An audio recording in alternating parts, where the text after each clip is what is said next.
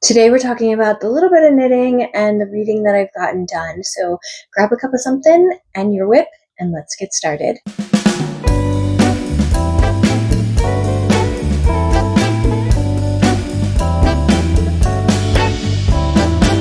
Welcome back, friends. If you are new here, my name is Melissa. I am the dyer behind Rising Tide Fiber Company. You can find me on all the socials as at risingtidefiberco.com and on Ravelry, Storygraph, Goodreads as at Macy Boston. So since we chatted last week, I have not had a ton of knitting time, but I did get a few things accomplished. The first thing is I did finish my DK weight sock. You might remember that I had finished one of them. This is the Vampire Knitting Club Book 2. This was part of my Halloween countdown in a weekly box. So I have started and finished its mate. So these are indeed done. If you were not with me last week, these are knit on a US size 3. I cast on, because they're DK weight socks on the size 3, I cast on 48 stitches. I do an inch of 2x2 ribbing. These are 6-inch legs from the tip down to where I start my heel. I do my heel flap and gusset, and then for my size foot, I knit for 7¼ inches before I start decreasing for the toe. So this is all I have left of these two yarns. So you can see that I probably could have squeaked out 7 inches in both of my socks and not had anything left. I probably could have done a contrasting heel as well. I have done that in the past, but I know that it does indeed cut it a little bit close. So these will go in my scrap bin. That's the only thing that I finished this week. So that brings us into works in progress.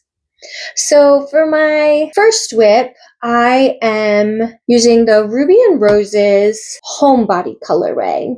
And so this is, I believe, her Plump Rose, which is an 85 superwash merino, 15% nylon. I did start socks last week. I just needed to do my toe. I am happy to report that I did indeed finish my first sock. If you're new here, my vanilla socks for fingering weight yarn, I do a US 1, which is a 2.25 millimeter needle. I cast on 64 stitches. I knit an inch of 2x2 ribbing, and then I typically do 7 inches for a leg. For this one, because I fought with my winder and I have about 15% of the skein of yarn just in a tangled mess, I opted to do 6 inches before I started my heel flap and gusset, and then again 7¼ inches before I decreased for my heel.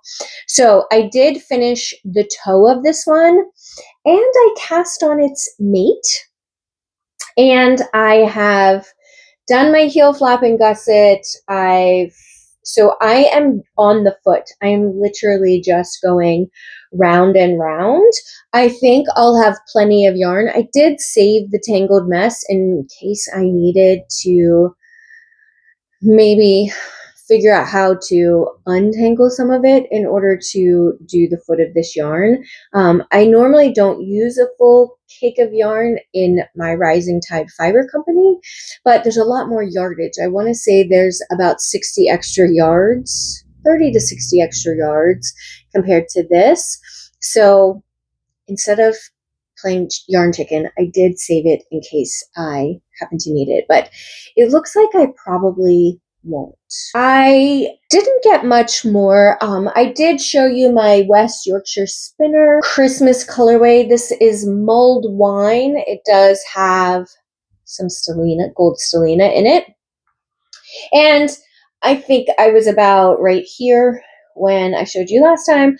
I am almost ready to start my heel flap. This I've managed to work on today to get the extra inch or whatever that couple of inches that I've made. Everything else, because this past weekend I was at the Maryland Alpaca and Fleece Festival, I really didn't have a ton of time to knit.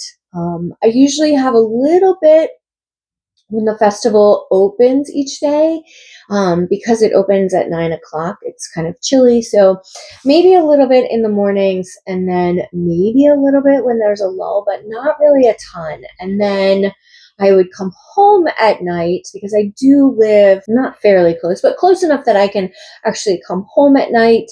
And it was, my husband's gone. All my dogs were staying with a pet sitter, so it was eerily quiet in my home. I took advantage of the alone time, though. You might remember my debacle with Advents waiting on shipping boxes. So they came last Friday. So when I came home Friday and Saturday last weekend, I did nothing but stay up late working on Advents. That Sunday night when I came home with my dogs, I could relax for a little bit and go to bed. So I wasn't getting a whole lot of sleep, probably about 4 to 5 hours on average last weekend. So when I could have been relaxing and knitting after each day of the festival, I opted for productivity. But it meant that I could get all of the final Advents out the door on Monday. Most of you have, I checked today, most of you have received them. I think I am waiting on 3 to land. One will land on Saturday, one will land on Monday, and then another one is going really, really far. So it's not scheduled to land into the following Monday, but that is all that is lingering. Everyone else has received theirs. So if all goes well, at least with the 2, I will hold back one set for the one that's going really far. All of my other extras will get posted probably next week. As for what I'm reading, because I was doing a lot of traveling back and forth to the festival this weekend, I was listening to audiobooks then. While I was packing up Advent, I was listening to audiobooks then. I spent a lot of time listening to audiobooks. You might remember that last week I was working my way through Bury Our Bones in the Midnight Soil by the Schwabs. This is a really hefty book. I actually enjoyed this one. I think I went into this a little blind because V.E. Schwab is a type of author I either enjoy her books or I don't. She's not one that I always vibe with. This one veers off into the paranormal, and so I didn't know it was a vampire novel. I found it fascinating. I would say that it follows a pretty classic vampire lore, but I did enjoy this one. Is it my new favorite book? No, but I did really enjoy this. I did finish this one. I did finish The Good Girls of Maple Lane by Jacqueline Firkins. This was the veterinary student who adopts a really overweight golden retriever that needs a lot of rehab and probably isn't in the best financial situation to do so. This was a really sweet, I don't want to say wholesome story, because I did end up getting to some of the more romantic sections in it. Would I say it's incredibly spicy? No. But is it Hallmarky closed door? No. Just an all-around sweet story. It all tidies up in the end, of course, like most romance novels do. I did start The Winners by Fredrik Backman. This is book 3 in the Beartown series. This was I did it by audiobook, and it was really long. I think it's a 21-hour book. I don't listen to things on the normal speed, so I got through it fairly quickly, all things considered. I can't say I loved this one as much as I loved the first 2. I think it did a good job of tying up a lot of the loose ends that kind of went through each of the other books. So I did really enjoy it, but it was really long. And then the other book that I started and finished is the new Wally Lamb book, The River is Waiting. I really liked this book. But I will say that if the death of a very young child is disturbing to you, and it does happen in a pretty disturbing way in this book, this may not be the novel for you, because the entire novel kind of revolves around that incident, and it happens, I want to say, within the first chapter of the book. Like, that is what launches everything. And a good portion of this book takes place while an individual is in prison. This reminded me a lot of the Shawshank Redemption, in that you kind of get a more inside glimpse of prison life and the relationships and some of the horrors that happen there. It was a really interesting book that kind of examined our criminal justice system and how that all works. I really, really liked this book, but it is kind of a heartbreaking story, and you're constantly reminded of that heartbreak. If you can kind of compartmentalize that a little bit, I think it makes the read a little bit easier. But there are several, I would say several trigger warnings for this book. So if you're the type of person that certain topics are a little bit more sensitive, I would find your way over to Storygraph and find out what specifically the trigger warnings are for this book, but it is a very good story. What I'm currently reading, I have picked up book 2 in the Study of Drowning series. I am listening to that via audiobook. It's called A Theory of Dreaming by Ava Reid. I liked the first book. I can't say that I loved it, but I did enjoy it. I want to say it's young adult. I'm about halfway through the second one. I am liking the second book more than the first book. It's holding my attention a lot better. So maybe I'm gonna enjoy overall the story more. And then at night, at bedtime, I do have an advanced reader's copy of a book that I need to have the review in by the end of December, but the book doesn't publish until February, I believe. It's called Books and Bewitchment by Isla Jewell.